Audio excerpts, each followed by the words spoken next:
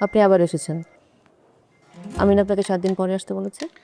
আমি তো 7 দিন পরেই আসছি, আর আমি কিন্তু আসতাম না। ওনার জন্যই আমার আসতে হয়েছে। উনি আমার মামা হয়।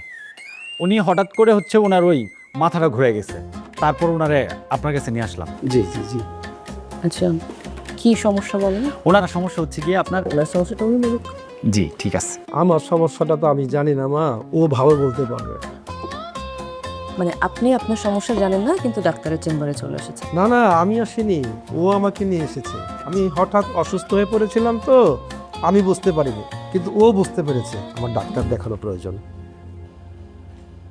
তাহলে আপনি বলেন কি সমস্যা? ওনার হচ্ছে ওই যে মাথাটা ঘোরায়, বুঝছেন? আবার আজকে থেকে ওনার কিন্তু ওইটাও নাই, ওই যে খাবারের রুচিটা। মানে আপনারা দেখছি সবাই অসুখ ছাড়াই অসুস্থ। জি। জি। না না না, অসুখ আছে, আপনি বিশ্বাস করেন, ওনার অসুখটা কিন্তু আছে। না, ওনারও তেমন কিছুই নাই, কিন্তু উনি চলে এসেছেন ডাক্তারের চেম্বারে। আমার মনে হয় তাহলে হার্টের সমস্যা হয়েছে। আরে না না না না, হার্টের প্রবলেম আমার, তোমার না।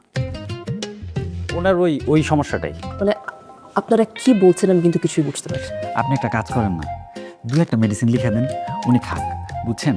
তারপরে মনে করেন যে ওনার আরও একটা সমস্যা আছে। মাসে একবার উনি যদি ডাক্তারের চেক আপ না করায়, তাহলে কিন্তু ওনার শরীরটা ভালো থাকে না।